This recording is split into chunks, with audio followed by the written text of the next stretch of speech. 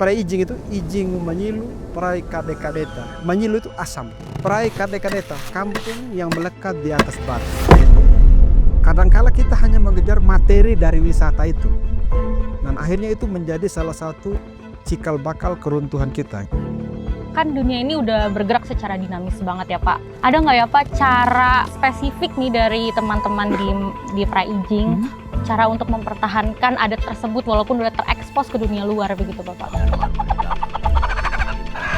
Mempertahankan jangan karena takut. Jadi kebanyakan kita melakukan sesuatu karena takut hukumnya, karena takut diadili. Tidak, kita harus melakukan sesuatu karena sadar bahwa ini kita hidup di dunia ini sementara. Seseorang itu akan menjalankan sesuatu dengan sadar atau dengan benar karena dia paham prinsipnya, bukan karena takut.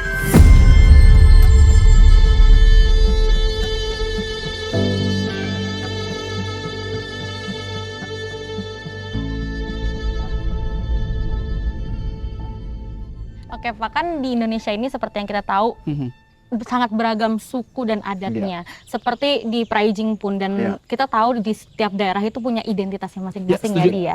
Nah Pak, kalau di Prai Ijing ini gimana sih caranya masyarakat di sini tetap menjaga adat tersebut dan tetap kompak gitu Pak? Gimana Pak? Baik, jadi kita mulai dari awal dulu. Jadi mungkin orang luar taunya hanya suku Sumba begitu. Tapi sebenarnya bukan suku Sumba. Jadi orang Sumba ini hidup berdasarkan suku masing-masing. Jadi di daerah Sumba ini contoh saja di kampung Prai Ijing ini ada 13 suku. Oh gitu, 13. Di sini saja ada 13 suku. Nah, masing-masing suku ini itu ada bagian rumahnya masing-masing. Ada tugasnya. Jadi gitu. Ada rumah utama itu dia bagiannya tempat sembahyang dia. Tempat sembahyang. Kemudian ada rumah itu yang tugasnya potong kayu. Ada rumahnya itu yang tugasnya itu membersihkan beras. Ada rumah yang tugasnya membagikan makanan. Ada rumah yang tugasnya ke kebun. Jadi masing-masing rumah dalam satu kampung suku itu atau klan itu ada tugasnya masing-masing. Nah, jadi ketika 13 suku ini tidak bisa suku lain atau rumah lain di kampung ini intervensi di suku yang satu ini. Jadi dia independen, tetapi dalam keseharian mereka tetap saling membantu. Gitu. Nah, tetapi secara prinsip budaya mereka masing-masing suku ini punya aturan masing-masing. Dan itu juga termasuk dalam aturan kawin-mawinnya. Gitu. Ada suku yang boleh mengambil di suku mana begitu. Jadi ada yang tidak boleh. Begitu. Internal ya Pak ya. Internal. Jadi itu kan mereka percaya, mereka pegang teguh dari dulu sampai sekarang. Nah kemudian itu tadi dari sisi suku, kemudian adatnya kawin-mawinnya, kemudian upacara penguburannya, kemudian ada upacara semacam mereka ini sekarang ini lagi bulan namanya Wula Podu. Wula Podu. Wula itu artinya bulan, Podu itu pahit. Bulan Jadi, pahit. Bulan pahit lagi puasa begitu. Jadi puasa sebulan. Gitu ya. Itu untuk apa? Merenungi, berefleksi semua kesalahan kita selama setahun itu. Sebelum akhirnya pada puncaknya nanti adanya namanya Wula Koba. Bulannya tawar sudah. Jadi dia tidak pahit lagi. Dan kita akan sampai pada perayaan seperti halnya mungkin Lebaran kalau kayak di Jawa. Jadi kayak bulan puasa semua ya, anggota klan itu akan datang dan akan membawa ayam kampung begitu untuk bertemu dan bersilaturahmi dengan semua anggota keluarganya. Seperti itu. Jadi ini adat yang tetap dipertahankan dari dulu sampai sekarang, sampai dengan anak-anak yang sudah kuliah, sudah sekolahnya modern atau gaya hidupnya sudah modern, tetap juga akan kembali dan mengikuti budaya ini. Gitu. Nah ini yang ikatannya masih sangat kuat begitu. Jadi ini yang paling penting. Jadi bukan soal materinya, tapi bagaimana prinsip budayanya, filosofi budaya mereka pegang, anak-anak mudanya tetap pegang. Nah ini juga menjadi salah satu dasar kami pemuda-pemudi di Kampung Prai Ijing ini untuk menciptakan. Jadi bukan wisatanya yang kita kejar sebenarnya, tapi bagaimana mempertahankan budayanya. Tetapi kemudian ada buah dari tadi mempertahankan budaya itu kemudian menjadi wisata budaya kan? Mereka terus kemudian bisa ber-UMKM di dalam, berusaha untuk tetap mempertahankan prinsip budaya mereka, filosofi budaya atau tata cara budaya mereka tadi itu. Dan ini yang sangat kita banggakan karena semua suku atau klan yang 13 ini tetap mau bekerja sama untuk bisa mempertahankan identitas budaya mereka. Prai Ijing itu Ijing Manyilu, Prai Kadekadeta. Manyilu itu asam. Prai Kadekadeta, kampung yang melekat di atas batu.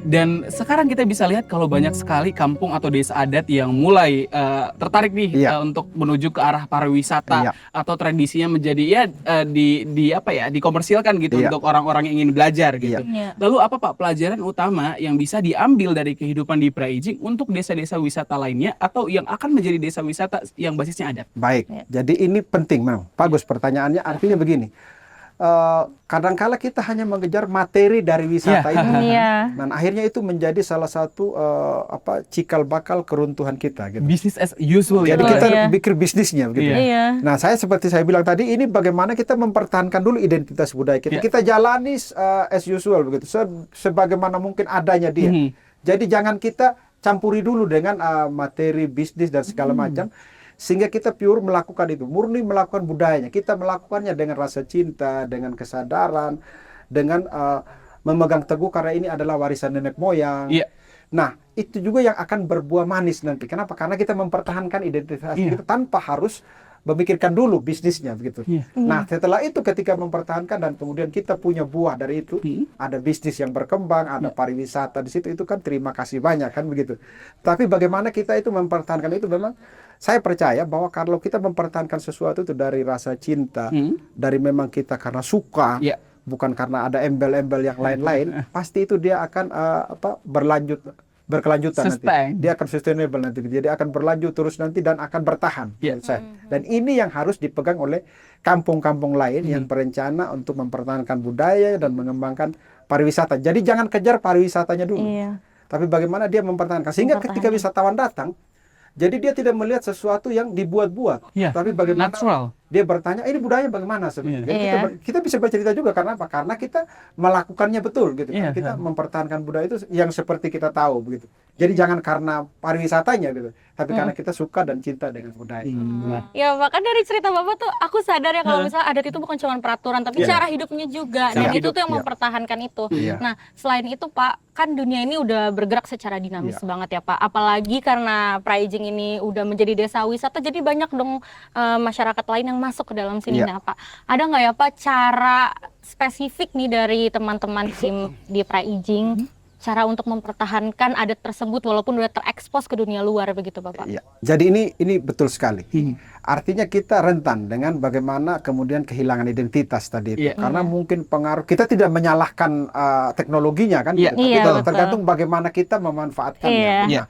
Ini saya kira tadi ini yang seperti kami sampaikan, seperti tadi bagaimana Wula Podo, Iya. atau ada beberapa ritual adat lainnya.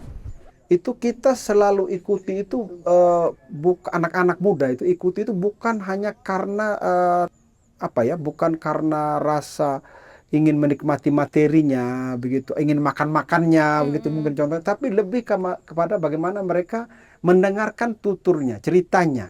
Kenapa kegiatan budaya ini dilakukan? Jadi dia dapat filosofinya dari situ. Apa dari situ filosofinya? Contoh, ketika mereka tarik batu kubur. Jadi seperti contoh batu kubur besar ini. Ini kan ditarik bergotong royong.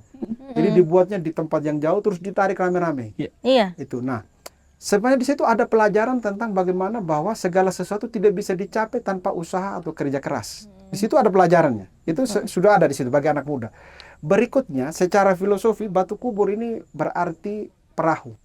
Berlayar ke dunia arwah. Orang Sumba itu percaya bahwa kita ini sementara di dunia ini. Jadi kenapa mereka tarik batu kubur, kemudian jadi mereka tidak ada yang di tanah. Kecuali meninggalnya tidak wajar. Baru dikubur dalam tanah langsung. Tapi setelah 3 tahun kemudian adatkan lagi untuk diambil lagi, dimasukkan ke dalam batu kubur. Oh gitu. Karena mereka percaya semua orang yang sudah meninggal itu akan berlayar ke dunia arwah. Mereka sampai di sana kemudian akan menghadapi itu. Mereka kan sebenarnya bilang marapu. Ma itu artinya yang, rapu itu artinya jiwa yang sudah pergi. Jadi semua jiwa yang sudah pergi ini akan berlayar ke dunia arwah dan di sana akan bertemu untuk diadili sesuai dengan perbuatannya di dunia ini. Amal baktinya apa, kesalahannya apa. Nah, tadi anak muda tadi itu bagaimana mereka mengikuti ini bukan hanya sekedar untuk gagah-gagahan saja atau untuk sekedar jadi materi untuk kemudian jadi di media sosial, tidak. Iya. Tetapi bagaimana mereka mengerti bahwa ini menyangkut hidup mereka juga. Iya. Filosofi tentang hidup mereka, bahwa mereka harus berusaha bekerja keras untuk bisa mencapai sesuatu yang baik Iya. dan harus melakukan hal yang baik Iya. supaya nanti di akhirat itu, di prai marapu itu, Iya. di dunia para arwah itu, mereka juga akan mendapat berkat ketika diadili itu yang baik yang akan Iya, muncul. iya. Jadi itu saya kira yang kemudian bagaimana anak muda ini tetap mempertahankan itu. Jadi mereka mempertahankan jangan karena takut. Jadi kebanyakan kita melakukan sesuatu karena takut hukumnya, Iya. karena takut diadili. Tidak, kita harus melakukan sesuatu karena sadar bahwa ini kita hidup di dunia ini sementara, dan kita ada sesuatu di atas sana nanti yang penting, lebih penting dari hidup di dunia ini. Tetapi kita jalani hidup kita ini. Nah, ini yang membuat anak-anak muda seperti pertanyaannya tadi, bahwa mereka tetap mempertahankan itu karena memang mereka sadar. Jadi seseorang itu akan menjalankan sesuatu dengan sadar atau dengan benar karena dia paham prinsipnya, bukan karena takut. Jadi menjalankan budaya bukan karena takut, tapi karena dia paham prinsip dan filosofi dari budaya itu sendiri. Di sini namanya suku Wola. Suku Wola. Wola itu kalau dalam bahasa lokal dia bilang gini, Wola mengatana kaba mengaloku. Mereka ini termasuk suku-suku awal. Mereka lah penguasa tanah dan penguasa sungai. Begitu. Tanah dan sungai. Tanah dan sungai. Kenapa tanah dan sungai, Pak? Karena mereka mungkin suku awal yang datang, sehingga mereka banyak menguasai lahan, menguasai tanah, menguasai sungai. Nah, ini adalah rumah besar mereka, rumah rumah ratonya mereka. Rumah rato. Dan ini agak unik dia. Kalau semua rumah yang lain ini kan pintu ini kan saya bilang tadi kan ada rumah menara, ada tanduk dua, pria ini wanita ini. Masuknya beda. Nah, ini masuknya pria kan ke sini, wanitanya ke sana. Oh, gitu. Tapi rumah ini rato yang pemali ini, Satu. ini pintunya malah di tengah dia. Itu ya, Pak. Meskipun ada pintu untuk perempuan, tapi ada pintunya agak di tengah dia. Dia agak unik dia. Dia pintunya di tengah dia. Dia berbeda dengan rumah-rumah lain, anggota rumah lain. Jadi ini menjadi salah satu rumah yang menjadi pusat dari klan mereka, suku mereka. Makanya halaman ini tidak boleh kita masuki. Ini tempat sakral ya, Pak ya? Tempat sakral gitu untuk acara adat khusus dia di sini. Ya Pak, kalau misalnya dari cerita Bapak, dari nilai-nilai adat yang diajarkan ke generasi-generasi selanjutnya Pak, nah kira-kira ada nggak sih Pak yang paling relevan buat generasi sekarang, misalnya nilainya seperti diajarkan kerjasama akan terus menurun gitu Pak? Bagaimana? Iya, betul sekali. Jadi di mana dunia ini semakin berkembang, kan kita terlihat individualis Iya, kan begitu. betul, Jadi itu. ini saya kira menjadi salah satu pelajaran moral, pelajaran budaya yang sangat bagus, bagaimana gotong royong di kampung ini ditanamkan kepada anak-anak muda kita. Untuk apa? Kamu tidak bisa hidup sendiri. Tidak ada manusia itu yang tidak butuh bantuan temannya. Dalam hal apapun, begitu pasti dia butuh. Makanya tadi ketika contohnya mereka lamaran wanita, itu biasanya bukan hanya satu keluarga itu. Jadi semua anggota klan dan tetangganya nyumbang dia. Nyumbang hewan gitu. Jadi kalau Ayam kah? jadi bukan kalau kita lamar wanita itu sini bawanya kerbau sama kuda. Kerbau iya, nggak tanggung-tanggung ya? Kerbau sama Nggak kuda gitu. Bukan ayam, kerbau. Kerbau sama kuda gitu. Jadi nanti itu kan perlunya banyak. Iya. Kalau mengusahakan sendiri kan susah. Iya. Kan harganya juga mahal. Belum tentu bisa kan. Nah, itu kita biasanya sistemnya arisan budaya. Jadi kita nyumbang dulu kan gitu. Nanti ketika kita dapat sampai bagian kita, nanti teman-teman kita nanti yang sudah kita sumbang akan balik menyumbang. Iya. Di situ sudah diajarkan bagaimana untuk gotong royong tadi itu, untuk bagaimana saling membantu di situ. Jadi ini sudah diajarkan hal-hal yang supaya tidak individualis. Yang kedua, bagaimana mereka mengajarkan untuk keseimbangan antara hidup kita dengan alam. Jadi jangan sembarang potong kayu. Oh iya. Kenapa? Karena makhluk hidup ada 3 kan gitu.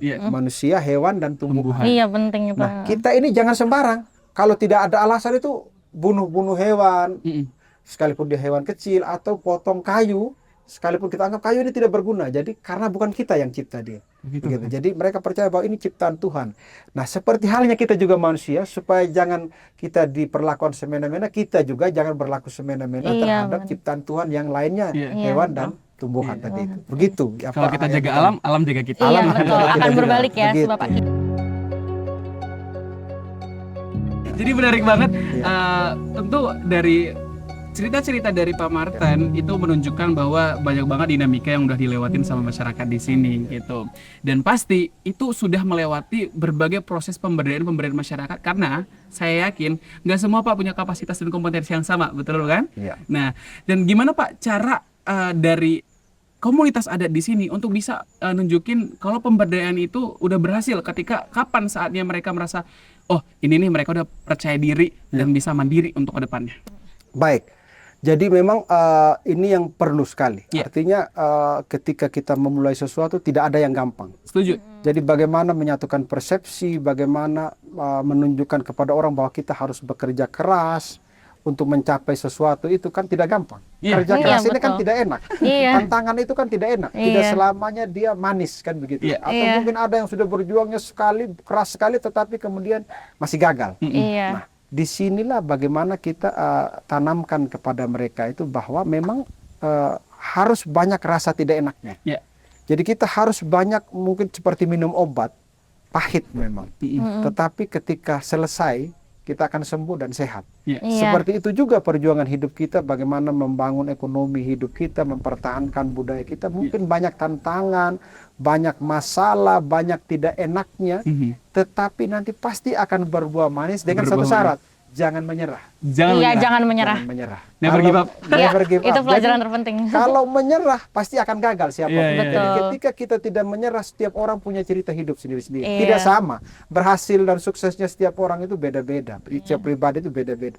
Pasti akan ada waktu kita. Ada waktu kita yang untuk berhasil. Jadi Iya. tidak sama semua. Jadi jangan kecewa ketika kita belum berhasil, orang lain sudah berhasil. Nah, ini yang kemudian kami tanamkan kepada anak muda kami, bahwa bagaimana mempertahankan budaya ini. Mungkin banyak orang yang pesimis. Iya. Apa bisa memang budaya kemudian di tengah modernitas ini tetap bertahan? Iya.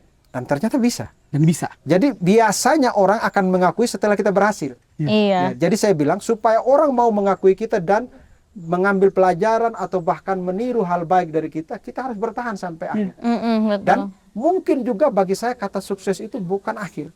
Tapi Jangan pernah puas.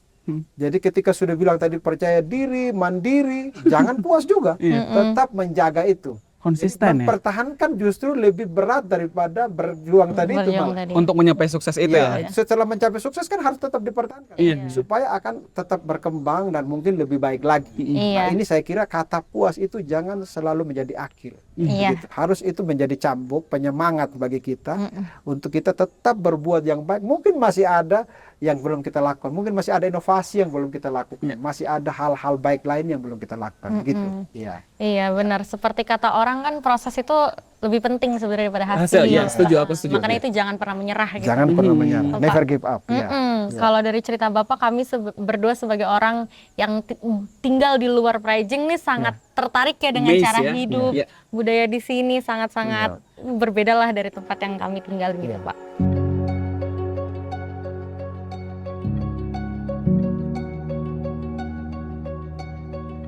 Ya, jadi di setiap depan rumah itu selalu ada batu kubur kan di depannya, itu tadi Ini apa batuan ya? rumah tadi itu. Ya, sebagai lambang kehidupan rumah, sebagai lambang kematian batu kubur. Ini perahu berlayar ke dunia arwah, begitu. Kehidupan yang berikutnya. Kehidupan yang berikutnya begitu. Serunya di sini tuh yang menarik setiap setiap aspek kehidupan itu tuh ada filosofi. Ada filosofi, selalu seperti itu dia. Filosofi. Dan selalu ada bahasa adatnya dia. Iya. Untuk semua hal itu, untuk semua kegiatan, untuk rumah, untuk tanah, untuk batu kubur, untuk hewan, itu ada bahasa budaya. Sama dengan manusia tadi saya bilang. Itu ada nama-nama, tingkatan namanya. Iya. Ada nama yang kasar untuk marah atau untuk biasanya guyon. Iya. Kemudian ada nama yang keseharian dan ada nama yang sangat tinggi nilainya, filosofinya begitu. Jadi udah kepikiran Pak untuk nama kita berdua apa? Ya. Nanti saya ini begini dulu karena mungkin adanya di Kabisu WJ, Wak. Ini rumah tempat lahir saya di sini. Tempat lahir Bapak. Iya, tempat lahir saya di Yang situ. ini yang tengah ini. Yang tengah ini. Wow. Jadi sini sukunya suku Wejewa. Wejewa. Ya, karena dia berasal dari arah selatan, dia di SBD. Nah, jadi kalau nama Wejewa itu saya suka kasih namanya Lesu Jaga. Lesu itu nama kasar, Jaga yang nama baiknya. Jadi Lesu Jaga. begitu ya? Nama saya Namanya kamu. Call me Iya. Lesu Jaga. Lesu jaga, Jaga jaga ya, anggap mulai juga sekarang. menjaga kan begitu kan Iya. gitu. Jadi kalau Nona ini lebih cocoknya dia Magidiela. Magidiela. Magidiela begitu. Magidiela. Magidiela begitu. Lesu Jaga. Iya. Banyak banget cerita-cerita yang baik-baik gitu ya. Baik. Tapi jadi saya jadi penasaran. Pasti dari proses yang panjang juga tentu ada masa Iya. sulit. Dan apa masa sulitnya, Pak? Saya kalau jujur masa sulitnya membangun ini sebenarnya saya tadi seperti saya cerita saya berkuliah di Jawa, bersekolah di Jawa, kemudian sempat bekerja di sana. Kemudian ketika pulang sini saya sebenarnya tidak pernah punya keinginan jadi kepala desa. Oh ya. gitu. Malah menolak jadi kepala desa. Sebulan saya nolaknya. Saya menghindar. Kenapa? Karena pertama karakter masyarakat sini itu keras. Biasanya kalau masalah tanah itu kadang sering perang. Lahan ya. Lahan, masalah lahan. Nah, ini tantangan yang paling berat ketika mau menyatukan mereka ini. Jadi sebenarnya kita menyatukan orang yang prinsip-prinsipnya kuat dan Iya. keras itu kan susah. Nah, tadi tidak enaknya itu ketika memulai, mungkin saya pribadi kalau nyerah tidak jadi begini. Jadi saya merasakan secara pribadi, Iya. mungkin saya tidak menceritakan detailnya, tapi ada bahasa-bahasa itu yang tidak enak gitu. Iya. Oh, gitu. Mungkin dia itu mau memanfaatkan saja gitu, contoh Iya. gitu kan, atau mungkin dia itu mau ada kepentingan lain. Iya. Iya. Bagaimana kita untuk menampilkan diri kita itu apa adanya supaya orang percaya itu yang paling berat. Iya. Jadi tidak langsung satu hari orang bisa percaya Iya. kan gitu. Bertahun-tahun gitu. Bertahun-tahun. Untuk, Betul. dalam setiap pertemuan mungkin masih ada yang curiga, ada yang mungkin dalam keseharian itu menganggapnya negatif thinking gitu kan, dia mungkin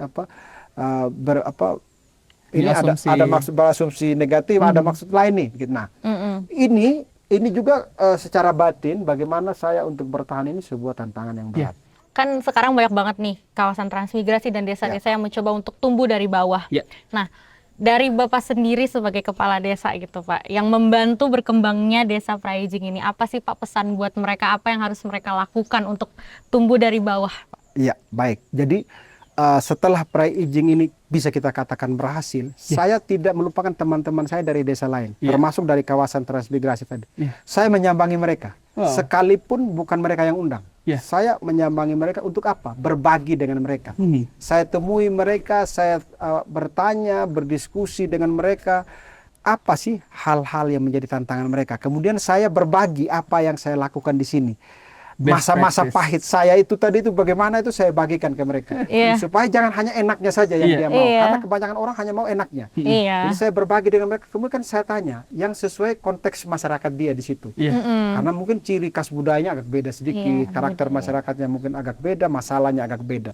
Jadi kita per desa atau per lokasi itu saya kunjungi. Saya banyak sekali waktu saya untuk setelah ini karena saya sudah bisa wakilkan kepada adik-adik saya. Mereka sudah bisa mandiri sekarang mengerjakan semua. Jadi saya banyak waktu untuk berbagi sama teman-teman tadi yang di lokasi-lokasi yang lain.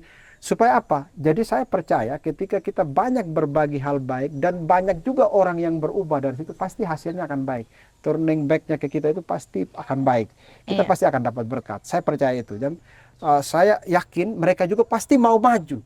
Hanya mungkin kita butuh memberi saran, memberi masukan, memberi solusi, memberi strategi kepada mereka sehingga mereka juga tetap kuat. Dan yang paling penting mempertahankan prinsip mereka, keteguhan untuk jangan menyerah tadi. Supaya jangan karena ada tantangan atau segala macam, oh saya ini terlalu berat. Tidak ada yang terlalu berat. Semua orang pasti berat kan gitu. Semua orang pasti punya beratnya masing-masing. Beratnya masing-masing saya bilang gitu. Yakin saja, maka saya bilang pahit itu banyak, tetapi pasti manis di akhirnya gitu. Kalau bisa nyimpulin semangat dari masyarakat Praijing dalam satu kata apa itu Pak dan kenapa? Iya, kalau saya berpikir itu ini cinta. Cinta. Kenapa? Karena ketika kita mencintai apa yang kita lakukan dan apa yang kita hidupi itu pasti akan long lasting, akan selamanya. Juga akan abadi pasti nanti. Karena apa? Karena bermula dari rasa suka kita, rasa cinta kita.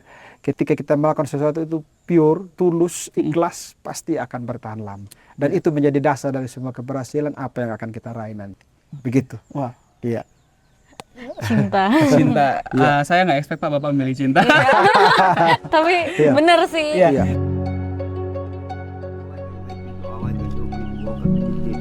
Jadi itu bulunya dicabut, nanti dilihat mana yang hidup, mana yang mati gitu.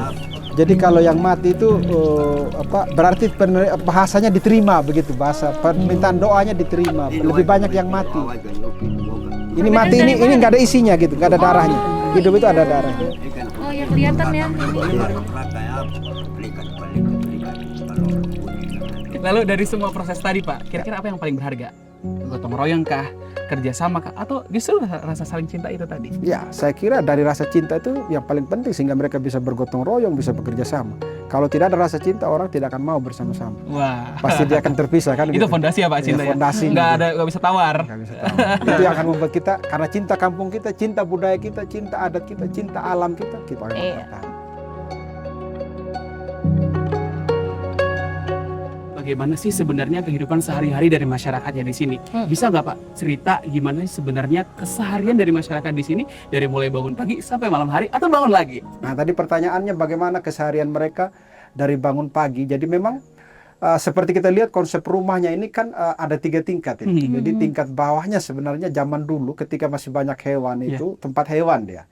Ternak Dan ya? Ternak itu gitu. Jadi di tingkat 2-nya itulah tempat manusia. Dan sistem ruangannya itu dia memang tidak ada sekat dia. Jadi semua itu lega, saling luas dan saling bisa bercengkrama di situ. Jadi ketika bangun pagi kita punya perapian di tengah rumah. Perapian? Jadi secara filosofi perapian ini berarti penyucian, purifying dia. Jadi mereka percaya bahwa kita itu penuh dengan dosa begitu. Jadi kita sebelum menghadap kepada Sang Pencipta ketika berdoa atau segala macam itu kita harus menyucikan diri dulu. Tetapi secara teknis ini juga api mengawetkan bahan lokal kita. Jadi seperti kayu dan alang-alang tadi ini.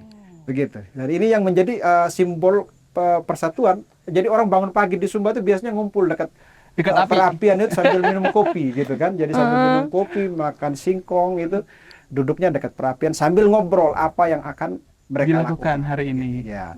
Setelah itu baru mereka melakukan kegiatannya, apakah itu ke sawah, ke kebun, mengembala ternak ataupun berdagang atau berbisnis. Jadi memang selalu ada ruang komunikasi bagi orang Sumba itu ketika bangun pagi dan ketika mereka kembali malam, mereka akan kumpul lagi di perapian. Sambil menunggu makan malam, ngobrol. Jadi selalu ada ruang komunikasi yang tercipta di situ. Jadi anggaplah kita bilang dia mengevaluasi sepanjang hari ini kerja apa, gitu, hasilnya apa, begitu. Mas.